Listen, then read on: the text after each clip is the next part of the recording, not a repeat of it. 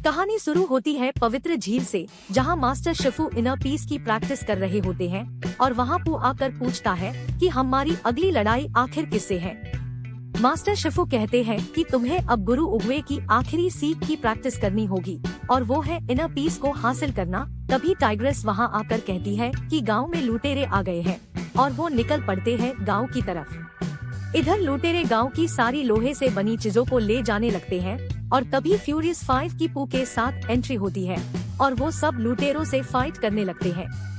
एक खरगोश उस लुटेरों के चंगुल में फंस गया होता है और पू फ्यूरियस 5 की मदद से उससे बचा लेते हैं। फिर पू पार एक लुटेरा हमला करता है, लेकिन पू उसके कंधे पर लगा वो टाटू देखकर रुक जाता है क्योंकि उससे बचपन का एक लम्हा याद आ जाता है और वो लुटेरे वहाँ से भाग जाते हैं।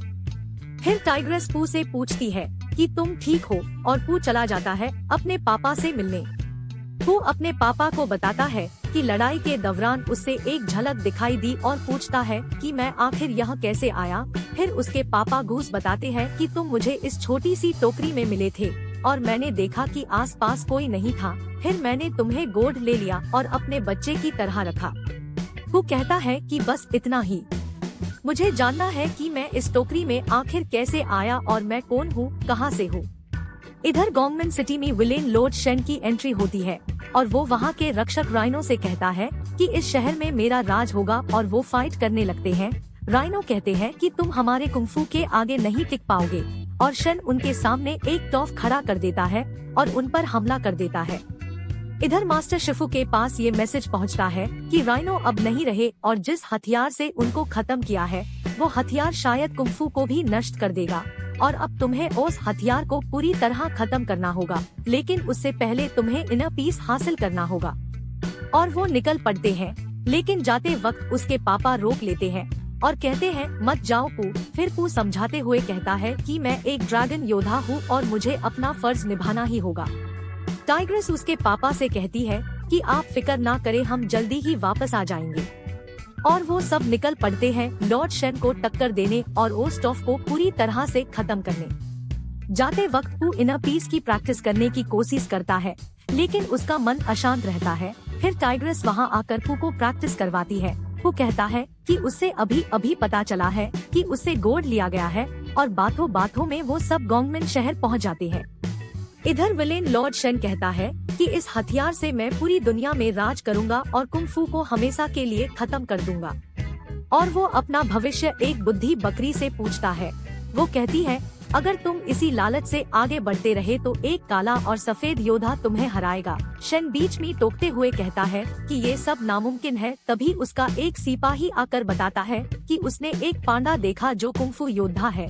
लॉर्ड शेन कहता है कि उससे ढूंढकर मेरे पास लाओ और बकरी से कहता है कि मैं उससे मारकर ये साबित कर दूंगा कि तुम गलत हो। इधर पू और फ्यूरियस 5 देखते हैं कि ये शहर पूरा भेड़ियों से भरा हुआ है और वो छुपते हुए जाते हैं। उन्हें एक भेड़ से पता चलता है कि मास्टर ऑक्स और क्रॉक अब भी जिंदा है और एक जेल में कैद है और तभी सिपाही भेड़ उनको पकड़ने की कोशिश करते हैं, लेकिन उनसे बचते हुए वो सब जेल तक पहुंच जाते हैं जहां मास्टर ऑक्स और क्रॉक होते ही है।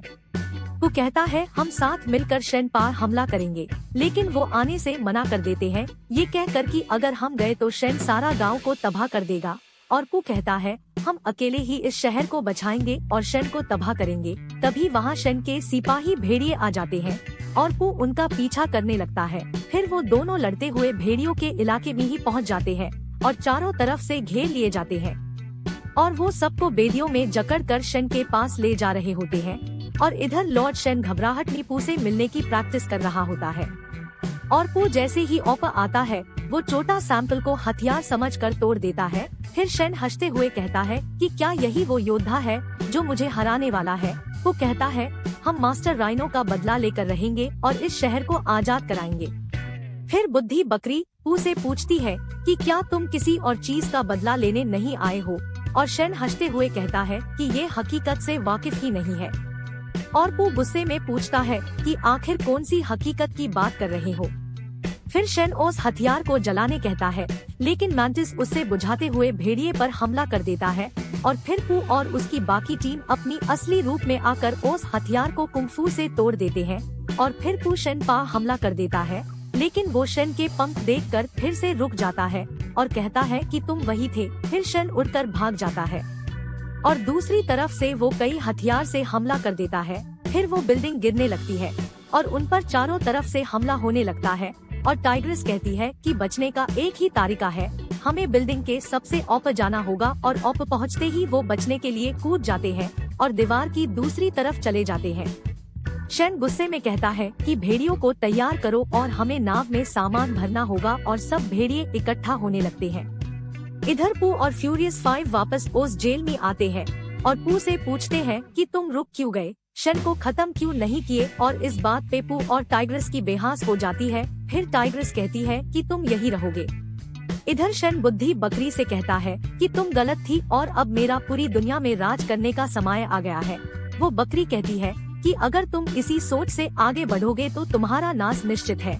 और फिर शन कहता है इस बकरी को आजाद कर दो, ये मेरे किसी काम की नहीं है।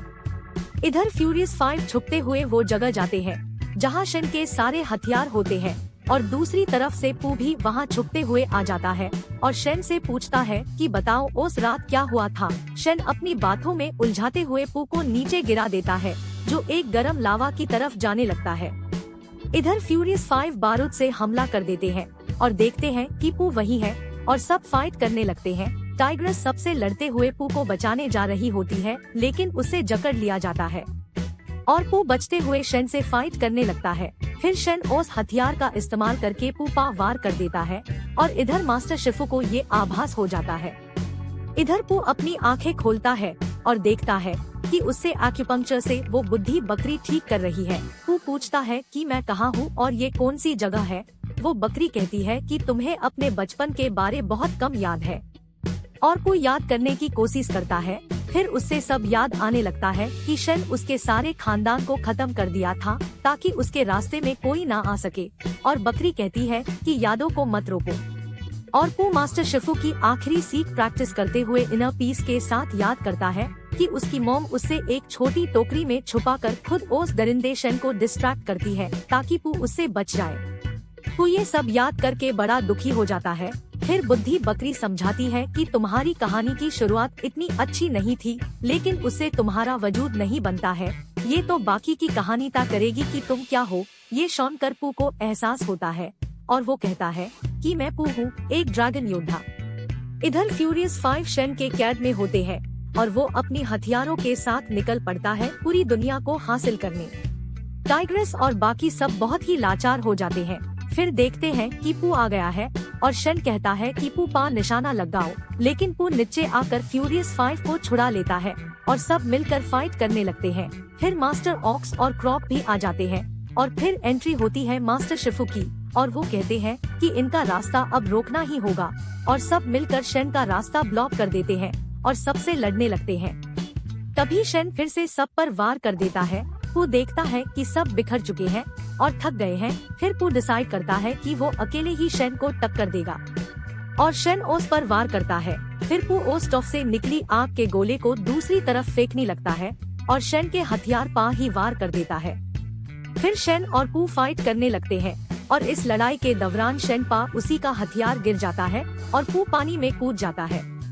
फिर सब उससे गले लगाते हैं और मास्टर शिफू कहते हैं कि लगता है तुम्हें अंदरूनी शांति मिल ही गई। कहानी के अंत में इधर उसके पापा पू को मिस कर रहे होते हैं और तभी पू वहां आ जाता है और उनसे कहता है कि मैं जानता हूँ कि मैं कौन हूँ और कहता है कि मैं आपका बेटा हूँ। फिर उनको गले लगा लेता है और दोनों कहते हैं कि हम मिलकर नूडल्स बनाएंगे। दूर कहीं एक पांडा को पता चलता है कि उसका बेटा जिंदा है